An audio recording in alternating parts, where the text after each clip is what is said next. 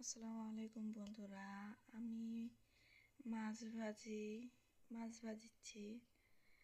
মাছ আমি আমার মায়ের বাড়িতে গেছি। আমার মা কয়েকজন ইমাম বা হুজুরকে খাওয়াবে, বয়স্ক লোকদের খাওয়াবে, প্রায় 10-11 জনের মতো হবে।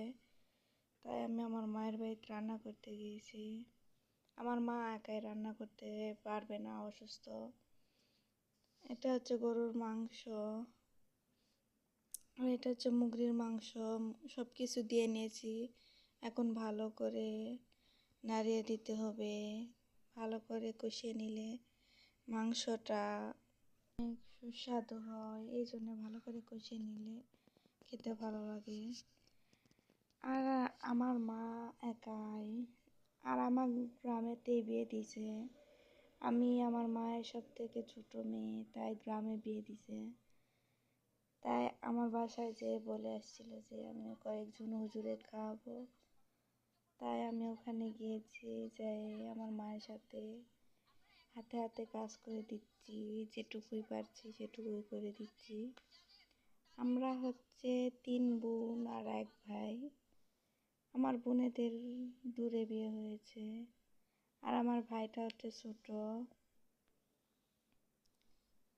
তাই আমি আমার বাসার কাছে, তাই আমি এসে আমার মায়ের সাথে হেল্প করেছি।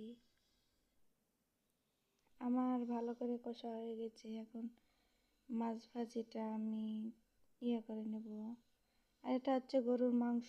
গরুর মাংস এখন ভালো করে নাড়িয়ে দিচ্ছে।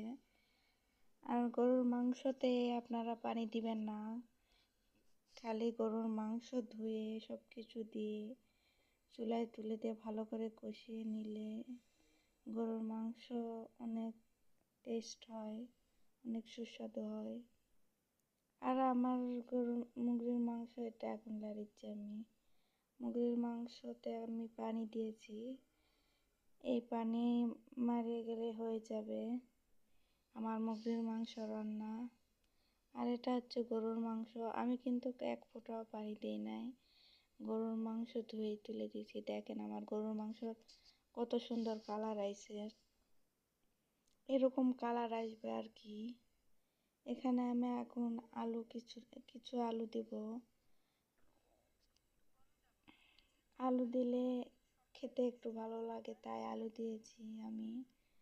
খালি মাংস খেতে পারি না, তাই বাসায় আমাদের খাওয়ার জন্য আলু দিয়েছি।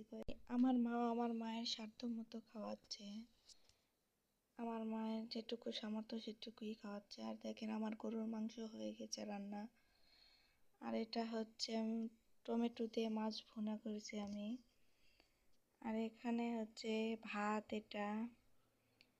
আর এটা হচ্ছে মুরগির মাংস। দেখেন কত সুন্দর কালার আইছে মুরগির মাংসেরও। আর এটা হচ্ছে বুট তালানি। আর এখানে হচ্ছে বিরিয়ানি রান্না করছি, ভাতও রান্না করছি আমি। আর এটা হচ্ছে ডিম।